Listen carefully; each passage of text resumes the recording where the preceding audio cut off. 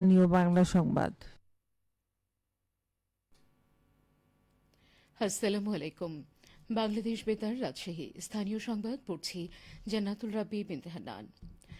রাজশাহীতে র্যালি ও আলোচনা সভা সহ বিভিন্ন কর্মসূচির মধ্য দিয়ে মাদকদ্রব্যের অপব্যবহার ও অবৈধ পাচার বিরোধী আন্তর্জাতিক দিবস পালিত হচ্ছে। দিবসটি উপলক্ষে আজ সকালে বিভাগীয় কমিশনারের কার্যালয় থেকে একটি র্যালি বের হয়ে নগরীর প্রধান প্রধান সড়ক প্রদক্ষিণ শেষে শিল্পকলা একাডেমিতে শেষ হয়। পরে সেখানে অনুষ্ঠিত আলোচনা সভায় প্রধান অতিথি হিসেবে উপস্থিত ছিলেন বিভাগীয় কমিশনার খন্দকার আজিম আহমেদ। জেলা প্রশাসক আফিয়া আক্তারের সভাপতিত্বে অনুষ্ঠানে স্বাগত বক্তব্য রাখেন মাদকদ্রব্য নিয়ন্ত্রণ অধিদপ্তরের রাজশাহী বিভাগীয় কার্যালয়ের অতিরিক্ত পরিচালক আলী আসলাম হোসেন। অনুষ্ঠানে মাদকের ভয়াবহ বিস্তার রোধে ব্যাপক সামাজিক আন্দোলন গড়ে তোলার আহ্বান জানানো হয়।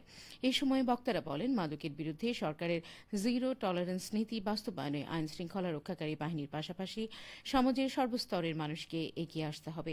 পরিবার থেকেই এর বিরুদ্ধে প্রতিরোধ গড়ে তুলতে হবে। এদিকে মাদকদ্রব্যের অপব্যবহার ও অবৈধ পাচার বিরোধী আন্তর্জাতিক দিবস উপলক্ষে নওগাঁয় র্যালি ও আলোচনা সভা অনুষ্ঠিত হচ্ছে। আজ জেলা প্রশাসন ও মাদক নিয়ন্ত্রণ অধিদপ্তর নওগাঁর আয়োজনে সার্কিট হাউস থেকে একটি র্যালি বের হয়ে বিভিন্ন সড়ক প্রদক্ষিণ করে জেলা প্রশাসকের সম্মেলন কার্যালয়ে গিয়ে শেষ হয়ে পরে জেলা প্রশাসকের সম্মেলন কক্ষে আলোচনা সভা অনুষ্ঠিত হয়। এতে প্রধান অতিথি ছিলেন জেলা প্রশাসক মোহাম্মদ আবদুল আওয়াল। সভায় সভাপতিত্ব করেন অতিরিক্ত জেলা ম্যাজিস্ট্রেট সৈকত ইসলাম। এ সময় সরকারি বেসরকারি দপ্তরের কর্মকর্তা, বিভিন্ন স্কুলের শিক্ষক ও শিক্ষার্থীরা উপস্থিত ছিলেন। প্রমাণ স্পষ্ট, প্রতিরোধে বিনিয়োগ করুন, এই প্রতিপাদ্যে আজ নাটোরে মাদকদ্রব্যের অপব্যবহার ও অবৈধ পাচারকারী আন্তর্জাতিক দিবস পালিত হয়েছে। এ উপলক্ষে জেলা প্রশাসকের সম্মেলন কক্ষে আলোচনা অপরাধ নিয়ন্ত্রণে বিভিন্ন সরকারি পদক্ষেপ গ্রহণ করার বিষয়ে আলোচনা করেন।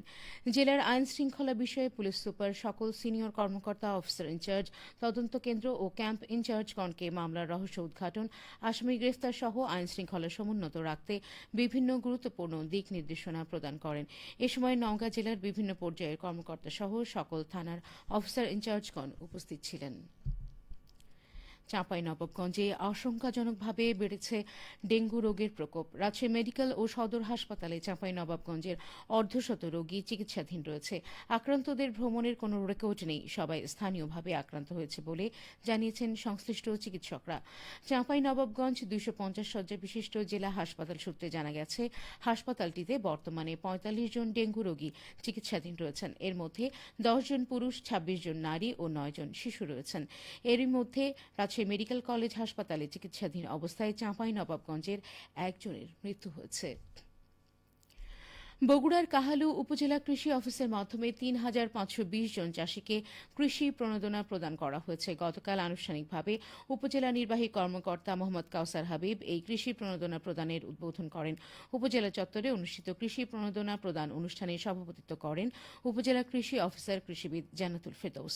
উপজেলা কৃষি অফিস সূত্রে জানিয়েছে, কৃষি প্রণোদনা প্রদান ছাড়াও বিভিন্ন শিক্ষা প্রতিষ্ঠান, কৃষি পরিবারের শিক্ষার্থী ও কৃষকদের মাঝে 1,000-এরও বেশি বৃক্ষ চারা প্রদান করা হচ্ছে।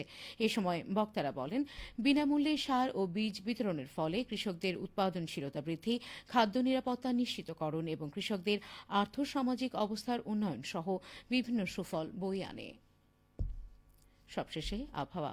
আজ দুপুর 2টায় রাজশাহীতে তাপমাত্রা ছিল 32 ডিগ্রি সেলসিয়াস। এই সময় বাতাসে আপেক্ষিক আর্দ্রতার পরিমাণ ছিল 77%। রাজশাহী ও পার্শ্ববর্তী এলাকায় আজ সূর্যাস্ত সন্ধে 6:57। সংবাদ শেষ হল। আমাদের পরবর্তী সংবাদ বিকেল 4:05।